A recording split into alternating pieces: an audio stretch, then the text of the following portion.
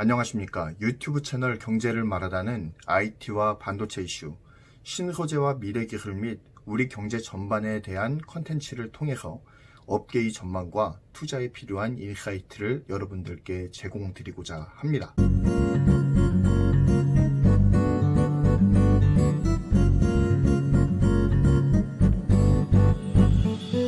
미국 반도체 기업인 엔비디아는 한국 시각으로 2일 새벽 온라인 이벤트를 열었습니다.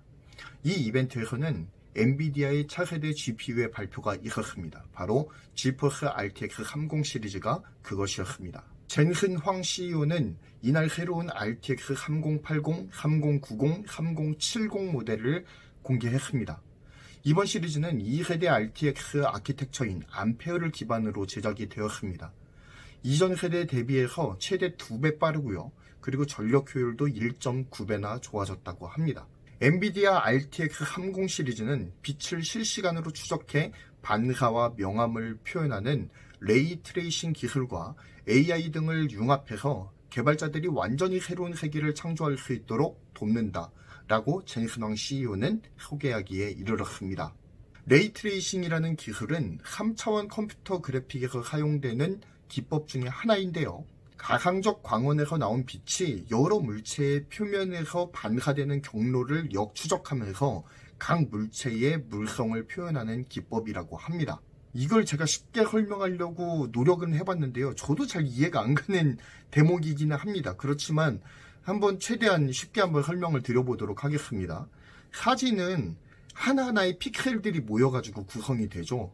그런데 이 레이트레이싱 기술이라고 하는 것은 사진을 이루는 수많은 픽셀 하나하나의 픽셀 가운데 다 광원이 있다라고 인지를 하는 것입니다. 그래서 여러 픽셀의 광원으로부터 반사되어 오는 빛을 역추적을 해서 사물의 물성을 표현하는 거예요. 거의 사진 한 장만 해도 몇억 개 이상의 화소가 이제 동원이 되는데 그 모든 화소 하나하나마다 광원이 있다고 가정을 해야 되니까 연산량이 엄청나죠. 이러한 레이트레이싱 기술을 접목한 RTX 30 시리즈의 기술 스펙들이 얼마나 뛰어날지 상상하게 만드는 대목이라고 할 수가 있겠습니다.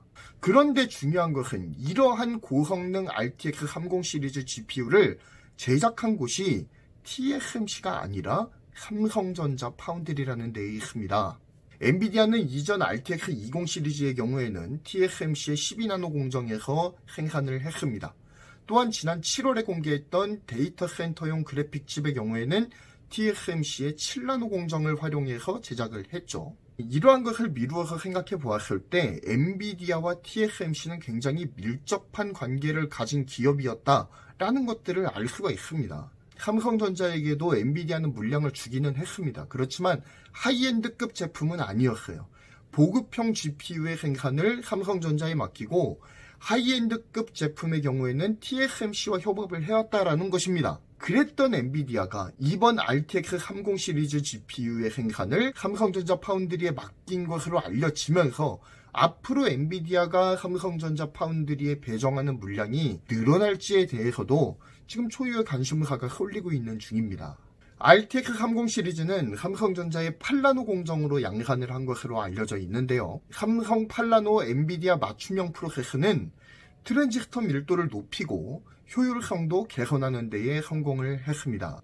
일반적으로 같은 수준의 미세 공정이라고 하더라도 탑재되는 트랜지스터의 밀도가 높으면 높을수록 제품의 성능은 좋아지기 마련이죠. 미국 IT 매체 샘모바일은 이에 대해서 삼성 8나노 공정이 동일 기술 기반으로 제조된 다른 소자에 대비해서 약 10% 정도 더 밀도가 높았다라고 밝혔습니다.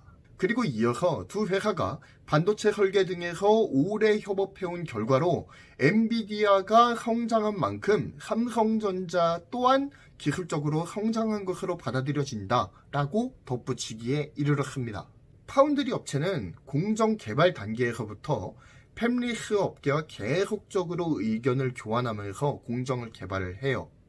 그리고 고객이 원하는 성능과 효율에 맞추기 위해서 상호 노력을 합니다.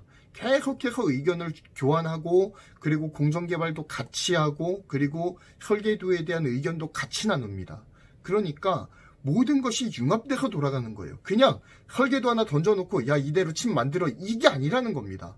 설계업체와 생산업체가 함께 머리를 맞대고 같이 공정을 만들고 그리고 같이 칩을 만들어 나가는 하나의 융합형 사업이라는 거예요. 이러한 팹리스와 파운드리와의 관계는 상호 간의 깊은 신뢰를 전제로 해서 팹리스와 파운드리가 함께 만들어가는 구조라는 데에 그 의의가 있다고 할 수가 있겠습니다. 그러므로 고객사와의 관계가 돈독해지면 돈독해질수록 서로 공유하는 기술에 대한 정보도 많아지게 되는 거예요. 그리고 많은 공정들을 함께 진행하면서 공정의 숙련도와 수율 그리고 고난도 기술 개발이 함께 맞물려져서 돌아가게 되는 것입니다. TSMC가 고도의 패키징 기술력과 삼성 대비 압도적인 트랜지스터 집적도의 차이를 이룰 수 있었던 데에도 이러한 팹리스 기업들과의 지속적인 협업이 크게 작용하지 않았는가라는 생각을 한번 해보게 되는 거예요. 즉, 지금 삼성 파운드리에게 있어서 필요한 것은 무엇이냐면 우량 고객을 유치하는 거거든요. 그리고 그들과의 지속적인 관계를 통해서 기술을 고도화시키는 작업이 필요한 겁니다. 한마디로 말해서 TSMC는 오래전부터 그 작업을 해왔기 때문에 삼성전자가 단기간에 TSMC가 오랫동안 쌓아온 그 업적을 뛰어넘을 수 없는 것이 사실이에요. 굉장히 어려운 거죠. 하지만 삼성전자도 TSMC가 밟아왔던 전철을 밟아가면서 계속적으로 기술을 고도화시키게 되면 언젠가는 대등한 위치에서 TSMC와 경쟁을 벌이는 날이 곧 다가오지 않을까라는 기대를 하게 됩니다. 그런 의미에서 이번 엔비디아의 RTX 30 시리즈의 수준은 의미가 남다르다고 할 수가 있는 거죠. 삼성전자는 이번 엔비디아의 주력칩 시리즈의 수주로 인해서 3분기부터 파운드리 부문의 매출이 크게 늘어날 것으로 기대를 하고 있습니다. 특히 엔비디아는 이후에 향후 2에서 3년간 삼성전자 파운드리의 양산 비중을 지속적으로 높여갈 것으로 예상이 됩니다. 그렇기 때문에 이번 협업을 계기로 해서 엔비디아와의 파트너십을 더욱더 공고하게 함을 통해 지속적으로 주력 물량을 계속해서 받을 수 있다면 삼성 파운드리에게도 분명 유의미한 기술의 신장과 매출의 신장이 동시에 일어나지 않을까라는 기대감을 품게 만드는 것이죠. 게다가 이번 RTX 30 시리즈의 경우에는 TSMC와 분할해서 만든 것이 아니라 전량을 삼성전자에서 수주해 온 것이기 때문에 더욱더 그 의미가 남다르다고 할 수가 있겠습니다. RTX 30 시리즈에 대해서 다른 이야기도 좀 해보고 싶은데요. 바로 경쟁사인 AMD와의 관계입니다. 경쟁사인 AMD의 경우에는 TSMC의 7나노 공정을 활용해서 GPU 칩을 만들고 있습니다. 하지만 엔비디아의 경우에는 뛰어난 반도체 설계 능력을 바탕으로 해서 상대적으로 저렴한 생산 공정인 8나노와 12나노 제품도 함께 생산을 하고 있어요. 그렇기 때문에 AMD 대비해서 가격 경쟁력도 갖추고 있는 것입니다. 상위급 모델인 RTX 3080 모델의 경우 17일부터 구매가 가능한데요. 가격은 $699입니다. 3090 시리즈 같은 경우에는 24일부터 구매가 가능한데요. 가격은 $1499입니다. 보급형 모델인 RTX 3070 같은 경우에는 10월부터 출시가 예정되어 있고요. 가격은 $499입니다.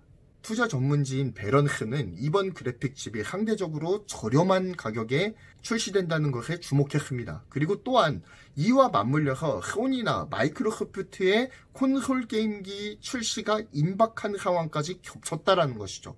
그러면서 게이머들이 그래픽칩 업그레이드를 염두에 두고 있을 가능성이 높다고 보았습니다. 그 말인즉슨 GPU의 교체 수요가 폭발적으로 늘어날 가능성이 많다라는 것을 의미하겠죠. 유의미한 생산 물량의 신장도 기대해 볼 만하지 않을까라는 생각이 들게 만드는 대목입니다. 또한 이번 8나노 공정에서 이룬 트랜지스터 밀도 향상 기술은 삼성이 고질적으로 겪고 있었던 TSMC와의 트랜지스터 밀도 차이를 좁힐 수 있는 기술적인 토대를 제공할 수도 있을 것이다 라는 기대감이 들기도 합니다.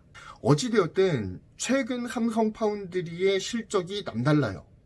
구글 맞춤형 엑시노스 칩을 시작으로 해서 시스코의 칩셋을 수주하고 그리고 IBM의 서버용 CPU인 파워10을 수주하고 이어서 엔비디아의 차세대 GPU RTX 30 모델 전량까지 수주하는 데에 성공을 하면서 TSMC와의 파운드리 전쟁에서의 유의미한 성과들을 계속해서 연속적으로 획득하고 있다는 데에 주목할 필요가 있습니다.